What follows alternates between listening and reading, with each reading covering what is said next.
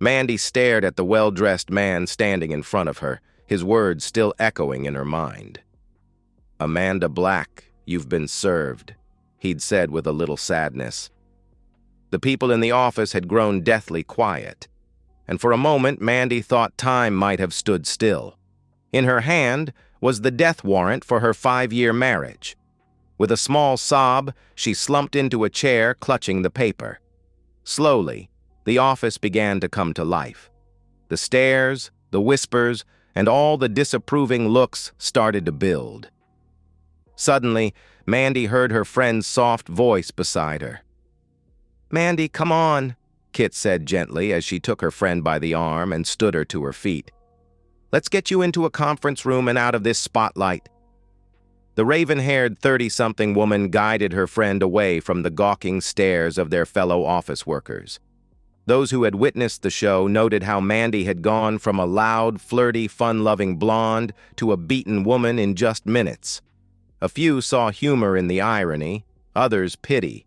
Most already suspected the reason behind the divorce papers. "How?" "I don't understand," Mandy stammered. "Things had just started changing for the better." She clutched herself, as if her hug would give her more strength. Kit slid her arm around her, trying to comfort her friend. "I don't know, girl," Kit said gently. "Did Eric say anything? Any clue this was coming?" "Just the opposite," she managed to say between gasps. "It was like we were newlyweds again. I figured he was making up for all the wasted time he'd spent overseas." Kit flinched only slightly, but Mandy noticed it. Mandy replayed the last 4 months of her marriage in her mind. Since Eric came home from Afghanistan, their relationship had been incredible. It was even better than after he had returned from Iraq 2.5 years ago. He had been so passionate and attentive. Oh goodness, she thought to herself. He was so loving and devoted. She smiled sadly as she wiped a remaining tear from her eye. "It's been so wonderful and exciting. I mean, after I got back from that business trip last week." Mandy's smile warmed a little. "Oh my goodness, Kit, Eric was so attentive. We spent so much time together that I ended up asking him to give me some space." Mandy's smile disappeared when she looked at her friend's questioning face. "No, nothing happened when I was on that trip. I told you it was over," she retorted. Kit nodded but wasn't smiling. In a calm voice, she asked, "When was the last time Eric just held you or simply spent time kissing and touching you? Sweetheart, when was the last time he gently made love to you?" She sat there in a daze, looking questioningly at Kit. "What?" With a determined sigh, Kit looked at her friend for a moment before going on. "Mandy," she asked bluntly, "was he making love to you or just being physical with you?" Mandy buried her face in her hands and sobbed deeply. But why? Why would he do that? She wondered, then suddenly froze. No, he couldn't know, could he? Slowly raising her head, she had a look of horror on her face. "Oh goodness, Kit," she whispered. "He knows." "Oh goodness, please no. Please no." Tears began to fill Kit's eyes as she held her weeping friend. She knew Eric pretty well, and if he really did know, then this would get ugly. Eric nodded as he listened on his cell. "Thank you, sir," he finally said upon hearing his wife had been served, and that the packages containing the pictures and legal documents had been delivered. Hanging up, he turned his attention to his laptop. With a simple click, he started the process that would change his unfaithful wife's life forever. One she'll remember for the rest of her life, he thought to himself, as he picked up his cell phone and dialed. "Hello? This is HR," said a sweet young voice. "How may I help you?" "Mr. Davis, please," Eric said coolly. "This is Eric Black." "Oh, Mr. Black," the girl said quickly. "Let me transfer you." A few seconds later, Eric was speaking to a man who most had never seen smile. The conversation was brief. Neither man raised his voice, but the hostility was not missed by either of them. As Eric ended the call, he let out a deep sigh. Looking at his phone, he saw on the call log that his wife had already called him 5 times. Not yet, he thought, trying to steady himself. Not yet. There was a brisk knock on the conference room door. As Kit opened it, she immediately recognized the 3 individuals standing in front of her.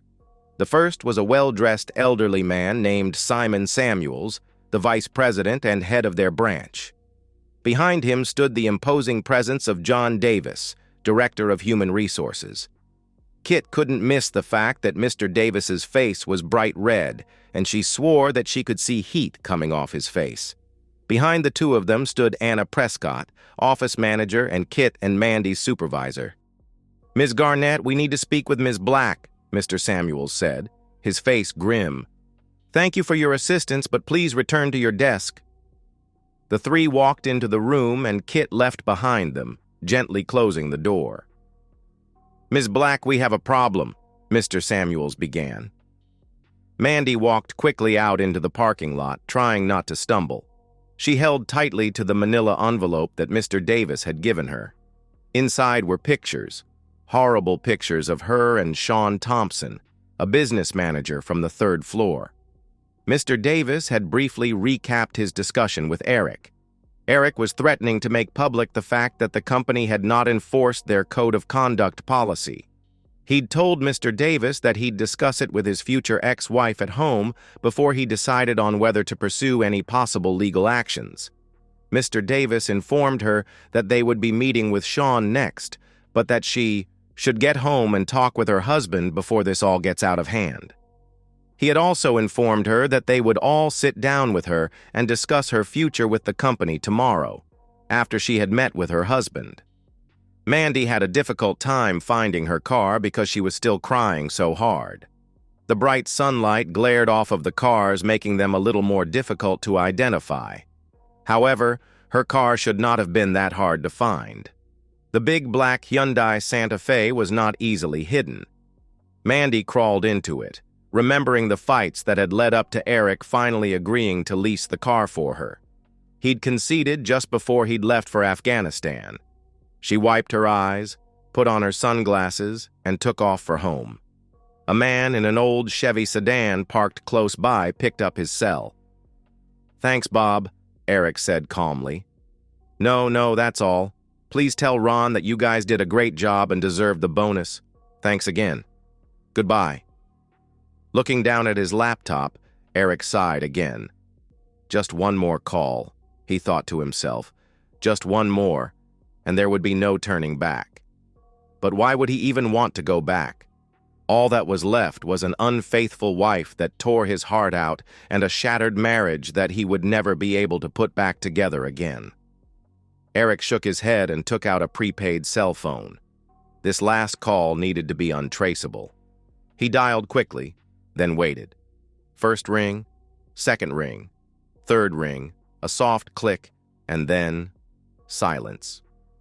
Eric sat, emotionless, as he stared at the video feed on his laptop.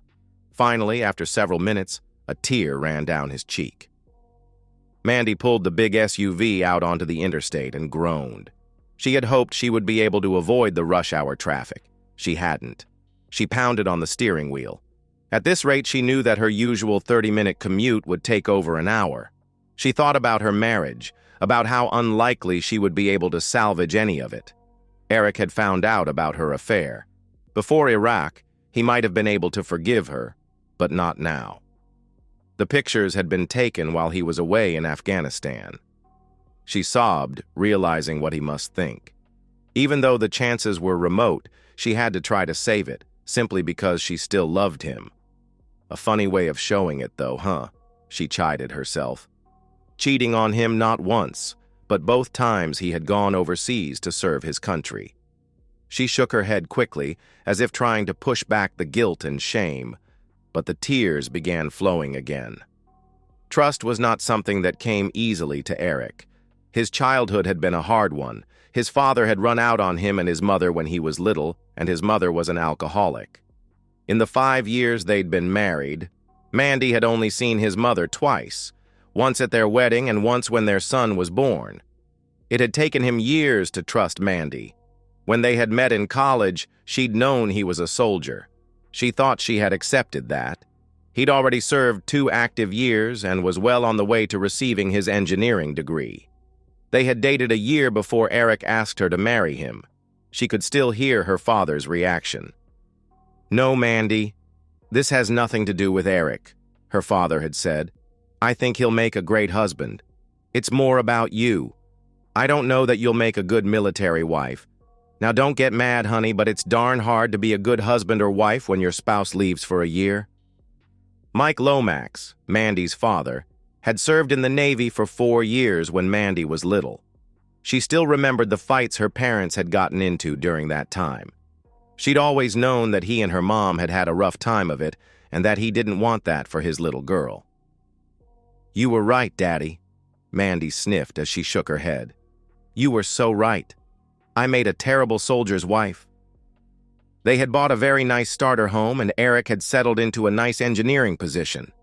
Life looked so very promising, and then Uncle Sam called.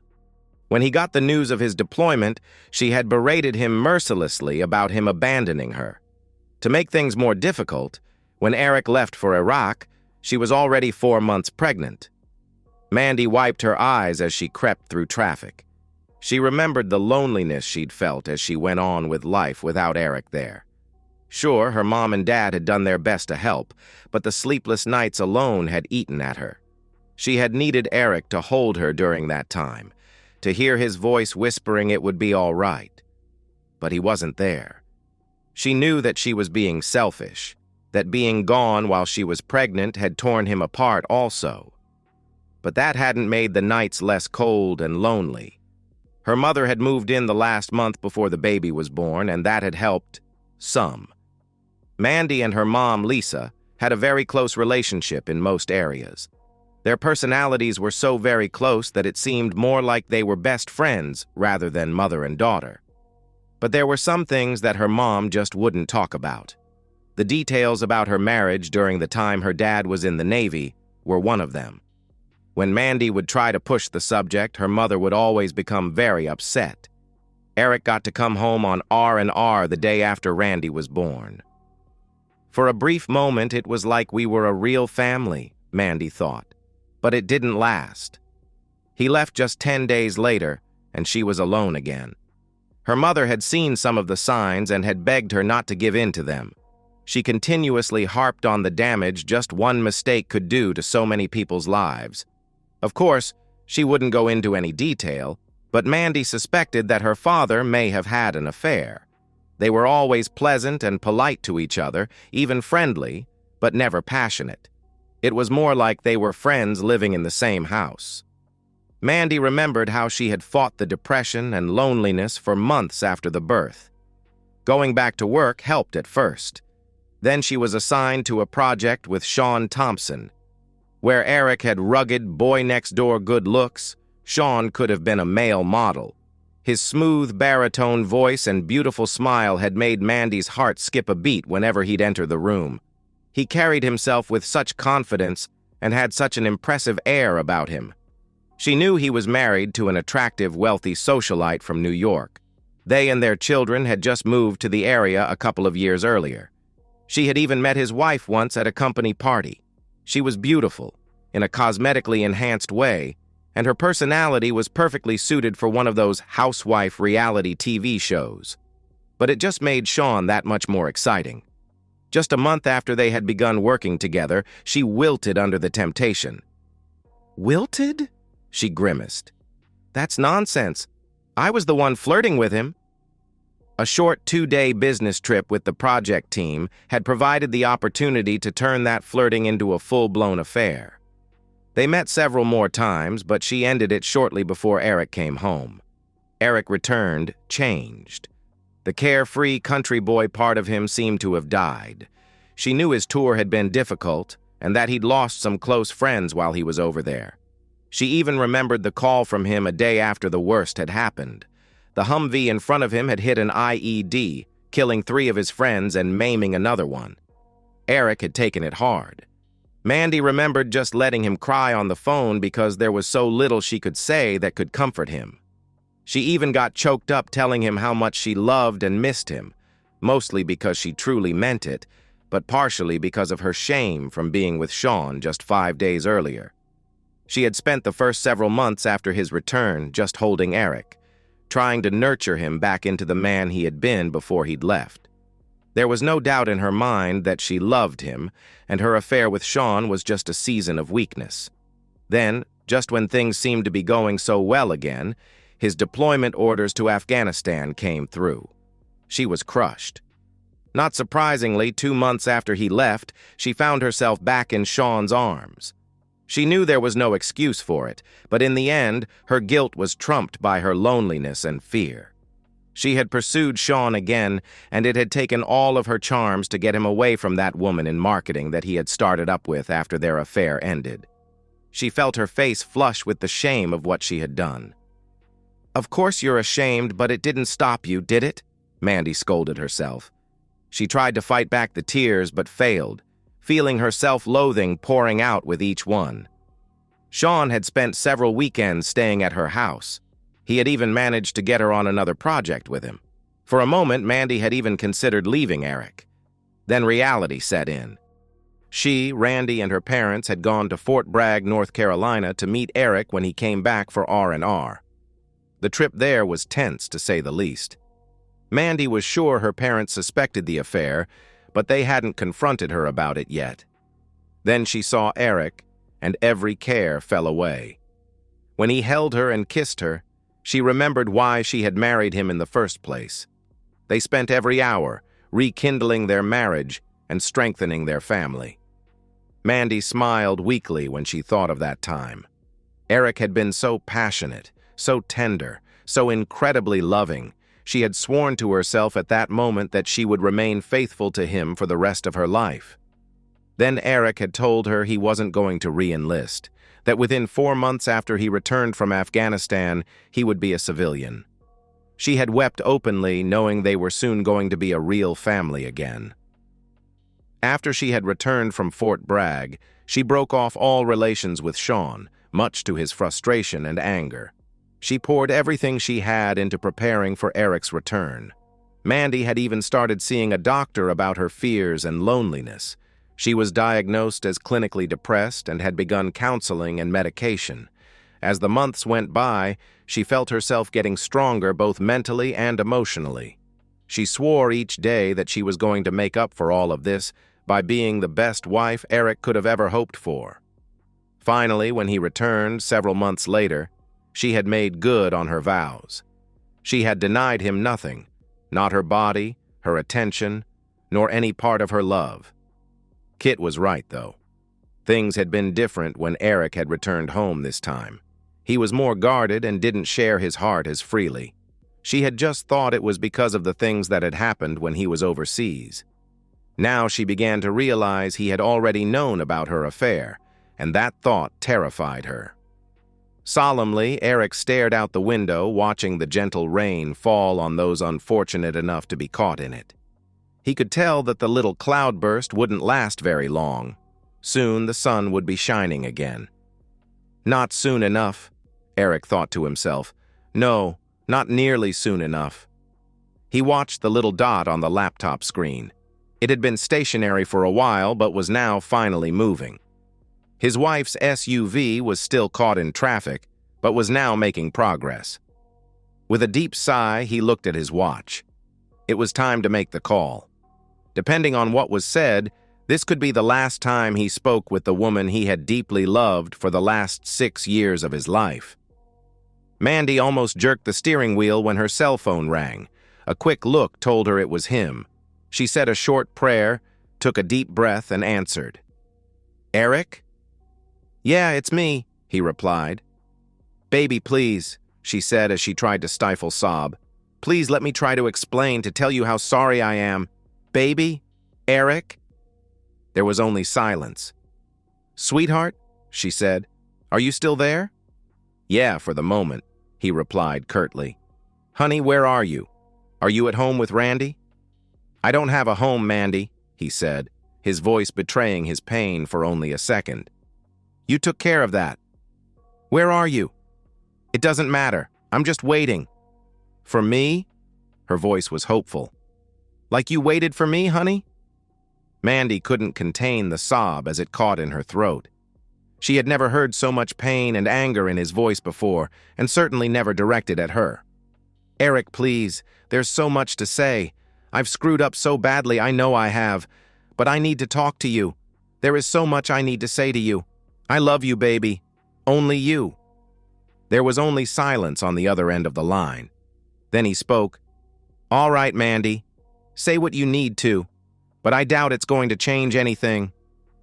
You've been sleeping with some other guy while I've been away. Not once, but many times. So just what the heck do you think you could say that will make any difference? Please, Eric, please, for our sake, she begged through her tears. Don't give up on us before I see you, please, baby. Don't give up, he said angrily. Like you did on us? No, she screamed over the phone. I know what I did doesn't look like it, but I never gave up on us. I was alone and scared. I know it's no excuse, but I was. But I still love you and I believe in us, baby. I really do. Are you serious? He said, surprised. Eric paused for a moment, wondering if she actually believed what she was spewing.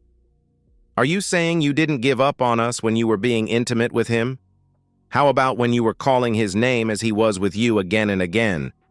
Tell me how the heck you could even begin to think that wasn't giving up on us.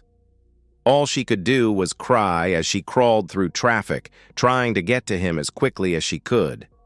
If she could just see him face to face, then he'd see the remorse she felt, and then there might be some hope. He continued bitterly.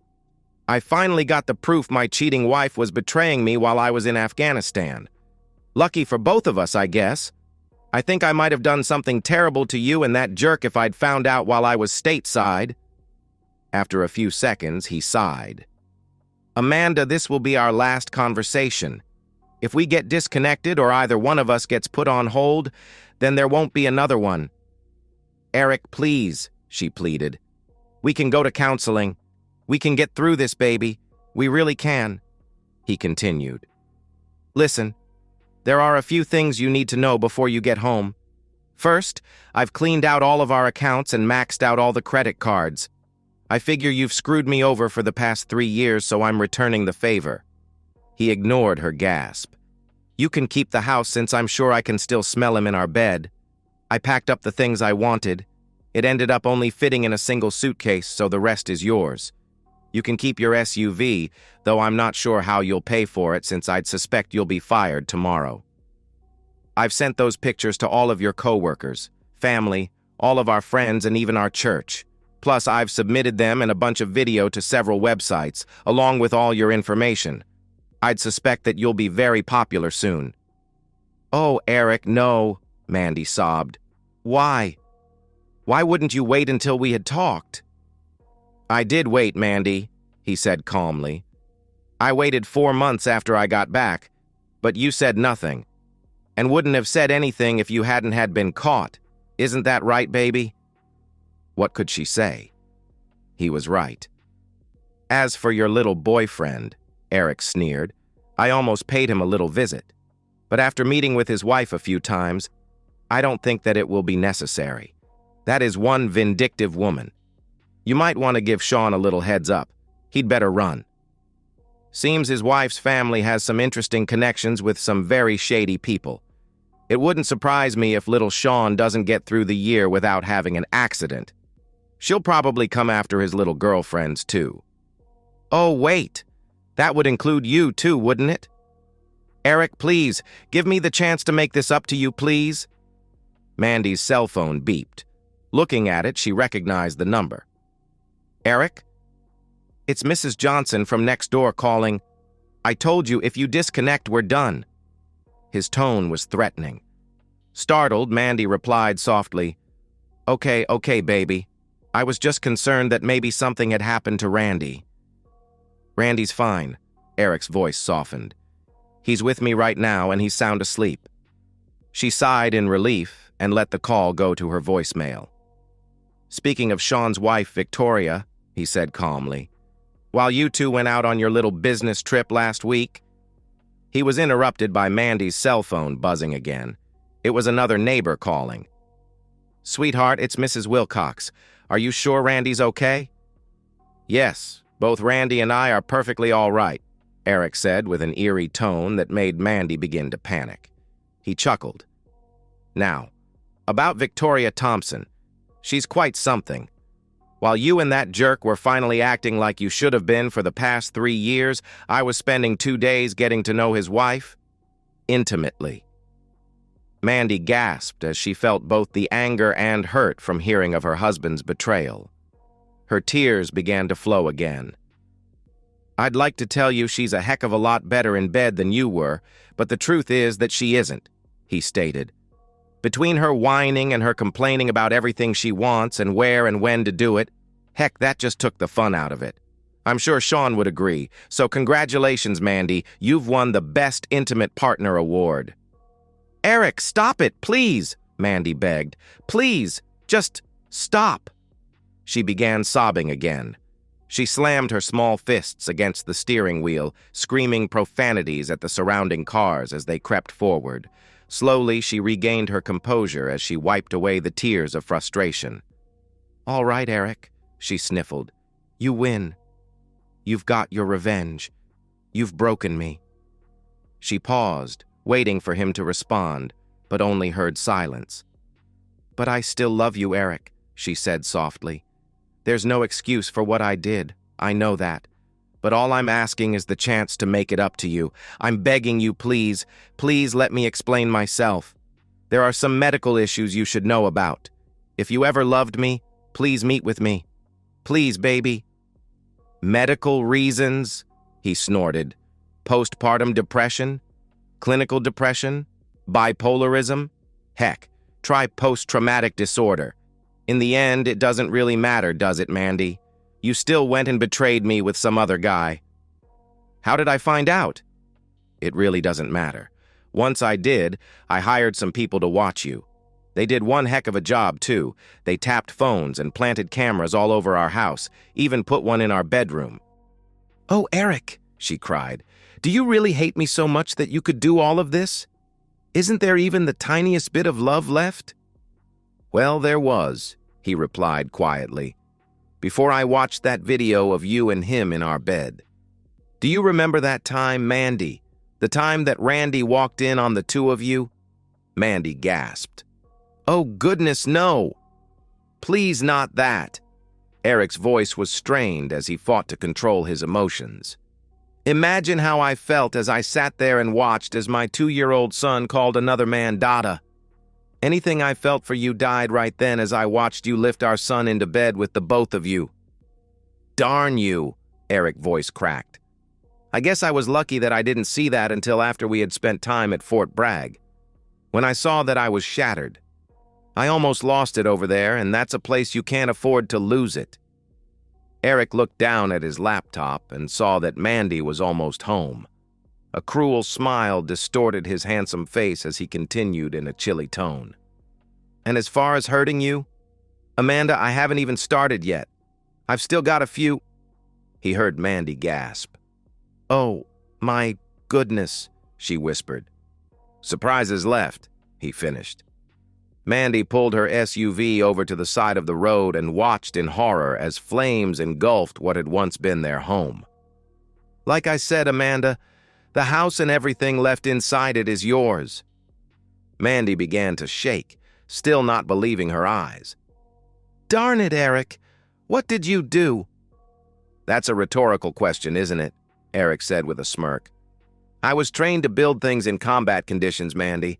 Wouldn't it make sense? I might know a thing or two about destroying those things, too." "Where's Randy?" she yelled. "Darn it, Eric, where the heck is my son?" "Our son is sitting about 3 feet from me asleep in his car seat. So tell me," he said tauntingly, "can you read the message I left on our front yard?" "What?" she stammered. "What message? Oh my goodness." Eric chuckled. "I wasn't sure people would be able to read it from ground level. But the news helicopters, they should enjoy the words, 'cheating wife,' burned into the front lawn. I wouldn't count on a lot of sympathy from the neighbors," he continued. I had those pictures posted around the neighborhood and paid some teenage boys to distribute extra copies up and down the block." He stopped for a few seconds and listened to his wife weep. "Mandy, you might want to consider," Eric said bitterly, "where you're going to sleep tonight and in the near future. I guess you could sleep in your SUV until they come and repo it. Or maybe... No, I doubt Sean will be able to help you. I'm sure Victoria is tearing him apart by now. I guess that just leaves your parents." He chuckled. "I wonder how your dad will feel about having two unfaithful women living under his roof." "What?" Mandy whimpered through her sobs. "Darn, Mandy. How naive are you, really? You always told me that you thought your dad had cheated on your mother when he was in the Navy. Heck, it was your mother who cheated on him." "Mom?" she said, her voice shaking. Eric laughed cruelly. "Oh, heck yeah. He told me a little about it after I came home from Iraq. Now, why do you think he'd do that, Mandy? You think maybe he suspected his little baby girl was cheating on her husband just like her mama had done to him? But unlike your father," Eric continued, "I can't live with an unfaithful wife the rest of my life. Maybe he stayed for you, or maybe he still loved her. I don't know. That's his decision. Mine is to start again, and hopefully find a woman that I can spend the rest of my life with. I'm sure I'll find someone who can love me, be faithful, and make a good mother to Randy." "Please, Eric," Mandy sobbed. "I can be that kind of wife. Just give me another chance to show you. And I'm already a good mother to Randy. I'm the only mother he needs." "I guess that's something the courts will have to decide, isn't it?" he said calmly. "Of course, the fact that I've burned down our house and have effectively bankrupted us probably won't go in my favor." Eric watched as a young man wearing a jersey and ball cap got out of a cab and stood on the curb looking in his general direction. Eric flashed his headlights twice, and the kid began walking towards him. "All right, Mandy," Eric said calmly, looking at his watch. "There's a few things you still need to know, and there isn't much more time, so listen very carefully. First, that your bosses shouldn't get too excited by my threats. However, Victoria is filing a similar lawsuit and will probably win. I think the courts will really like her and all the evidence that I've given her.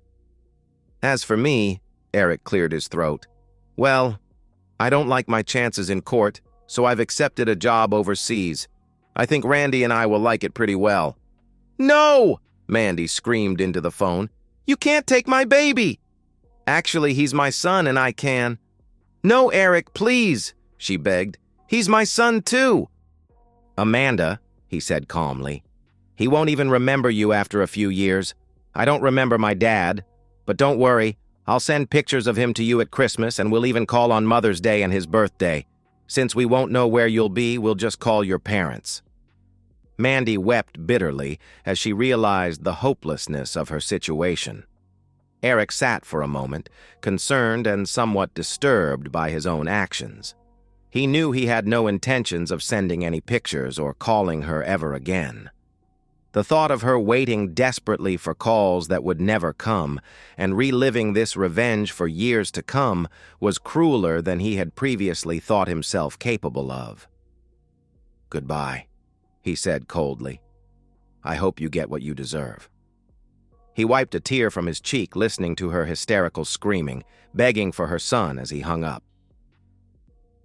"Captain Black?" the kid in the jersey asked, standing in front of him. "Not anymore," Eric smiled weakly. "I'm just Eric Black." "Well, at least for a little bit longer." The young man grinned and handed him the manila envelope that contained account numbers and passwords to the offshore bank accounts that his funds had been deposited in, minus, of course, certain fees. "Here are the passports, picture IDs, and airline tickets for Marcus Gray and his son Michael Gray," the teen said, smiling. Eric smiled a little more and began placing his old IDs and the 2 SIM cards from the cell phones into a small metal bucket. With a smirk, he took a lighter and melted them into a small puddle of blackened plastic. He then took a small hammer and smashed both cell phones and tossed the remains into the bucket. Satisfied with his handiwork, he threw the entire bucket into a dumpster. "That felt better than I could have ever imagined," Eric grinned as he handed the hammer and lighter to the man. He quickly took out the keys to the car and handed them over to the kid. "Tell Bob and Ron thanks for the rental," he said softly. "Who?" the young man asked with a huge smile on his face. "My apologies," Eric chuckled. "I must have been mistaken." A few minutes later, Eric was checking his bags at an airline. He couldn't help smiling as he thought about what the next few weeks held for him and his son. His contract didn't begin until next month, so they were going to spend a couple weeks on a secluded beach with an attractive lieutenant he had met while in Afghanistan. They'd only been friends when he'd gotten proof that his wife had been cheating. Now Eric was eager to see if there was something more there. "Mr. Gray?" The man behind the check-in counter said politely, "You and your son have a wonderful flight." Marcus Gray and his son walked down the concourse and began their new lives. And so, we've reached the end of today's story.